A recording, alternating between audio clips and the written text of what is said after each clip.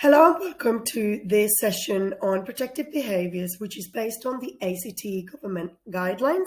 We have provided the sources that we have used at the bottom, and there is also resources provided at the end, which are also based on what the government recommends. The objectives of this short session is to provide children and families skills and knowledge to empower them to communicate and prevent a lot of things that would put our children in danger. We also want to promote communication from the children to let us know in the right way or to approach an adult in their safety network, and also to teach what positive and healthy relationships mean to the children so that they can recognize what is acceptable and what is not acceptable. We also ensure that, or we also aim at empowering families to feel confident in the role that they play protecting their children.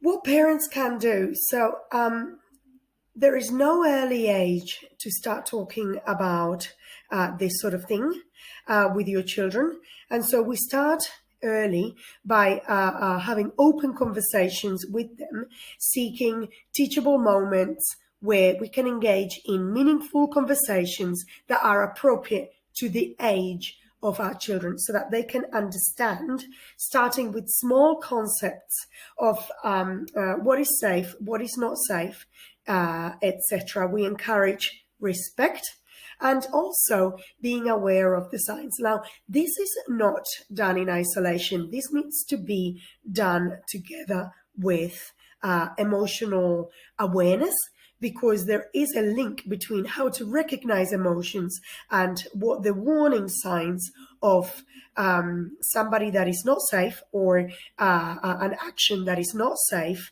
And so these don't go in isolation. So we need to make sure that the children can identify the difference between feeling safe and feeling unsafe. There is a difference between being sort of scared for fun, then being scared on purpose, and then feeling unsafe. So all of these concepts need to be explored and talked to children in a way that they understand. The best way to do that is asking them questions and seeing where the conversation takes you from there. For example, when do you think it's fun to be scared? Do you like to play monster and that sort of thing? How do you feel when you are scared for fun? And then we could also get our children to identify ways or unsafe risks that could potentially result in harm. All of that will result in skills and the capacity to identify all of those unsafe either actions or people's warning signs, because they are transferable to being able to name emotions.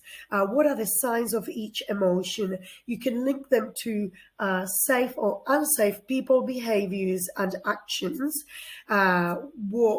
The way that secrets make you feel, how you recognize, acknowledge, and validate feelings and emotions, and use strategies to help with regulation to ensure that children feel safe and secure to come to you as an adult and tell you and communicate to you about what has happened.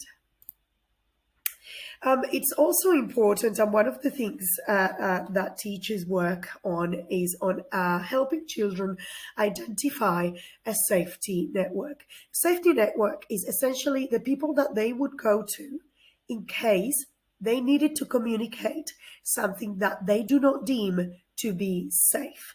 This is important for keeping secrets, or the difference between secrets and surprises, or the difference between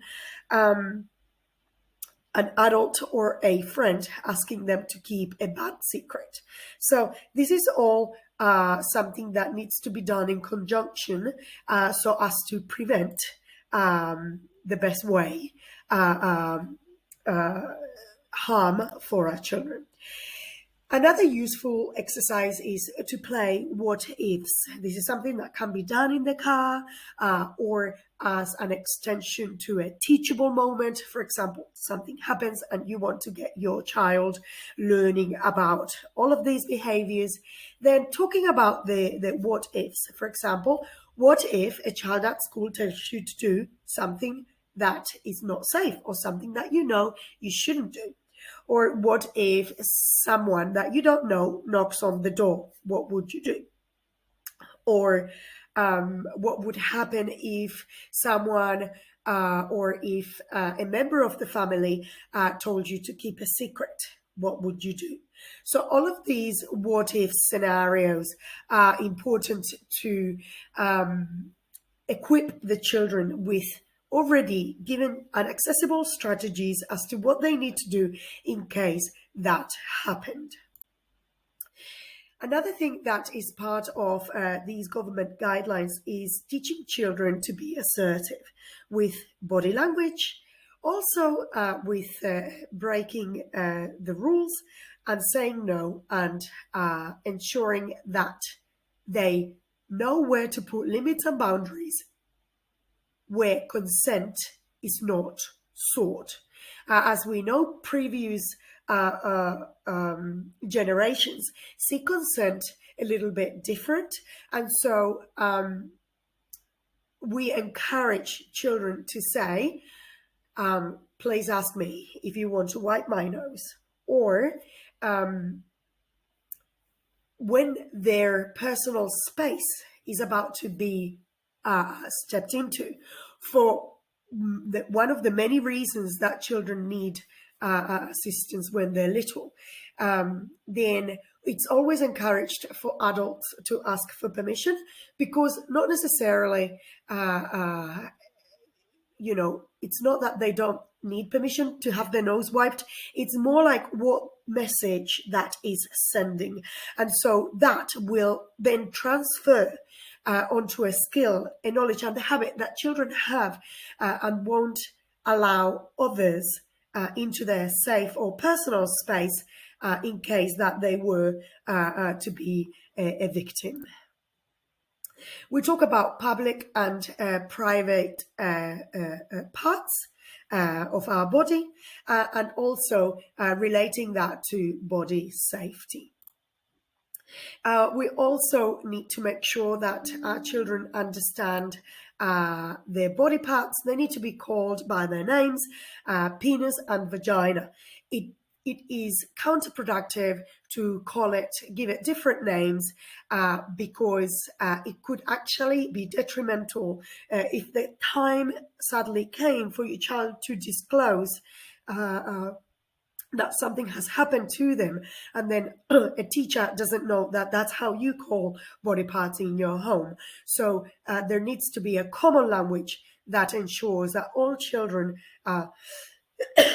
excuse me, are reporting that something happened to their private parts. We also encourage the idea that it's their bodies and their say.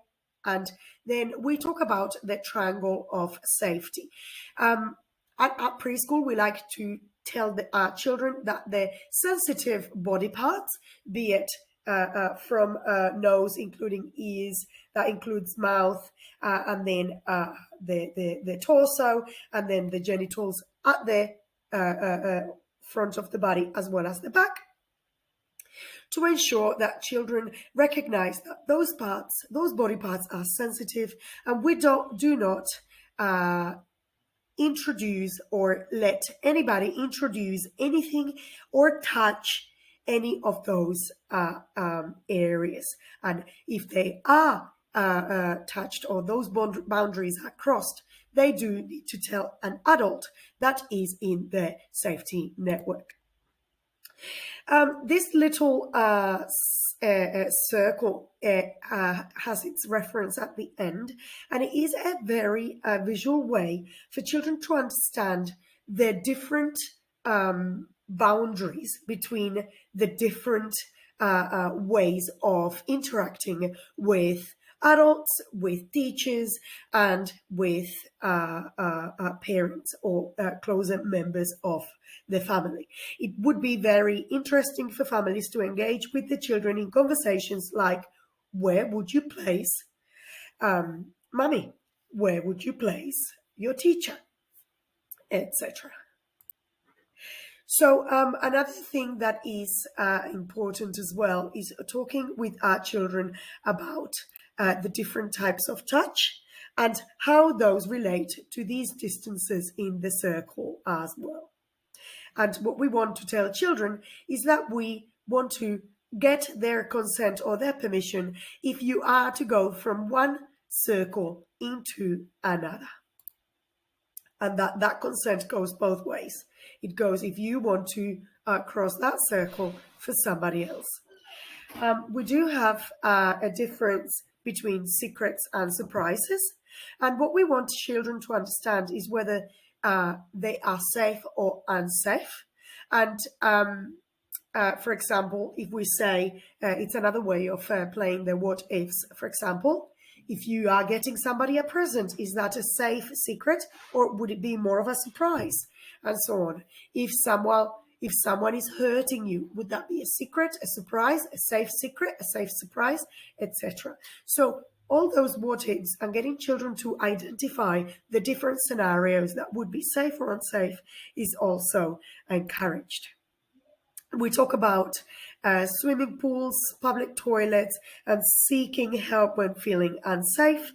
Again, being aware of those early warning signs does help. And we talk about the different behaviors that are relevant in each of those scenarios or public places.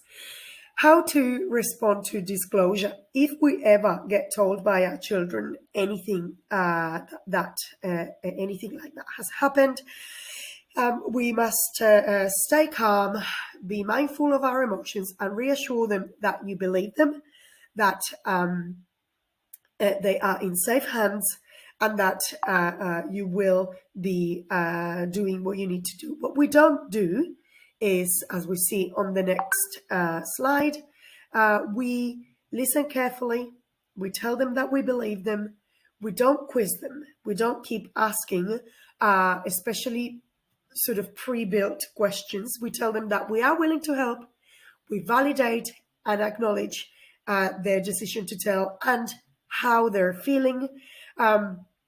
We praise the fact that they had the courage to come to us, but we don't make promises and say that we won't tell anybody else or that we will keep their secret, because that is not realistic, especially as in preschool and in the schools we have a duty of care. And we also have something called mandatory reporting, which is something that needs to be actioned upon. We need to tell them that abuse is not their fault, and even if they did like it, that they're not responsible for it, that it's not okay, and we need to make sure that we are gentle on ourselves. It also does not mean that we as parents are a failure.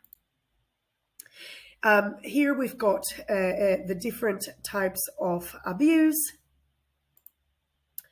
And it's also encouraged by those guidelines from the government to have a family safety plan, something that would equip the children and our family with strategies, with scenarios like the what if activity, with whose responsibilities are whose. Something that is also encouraged is to have a code word and to have resources handy to make sure that in case of anything, that the family and everybody knows where to go and what to do. This is also a good thing to have in case a family friend, for example, didn't know or found themselves in this situation. In here, you can have a list of resources, including the brochure that's provided from NAPCAN. If you click on the download button, you can download it straight from there, and you can also go to the government website for the full document. I hope you have found this helpful. Please don't hesitate to provide feedback, and we look forward to working with you in collaboration with you to ensure that our children and families stay safe. Thank you.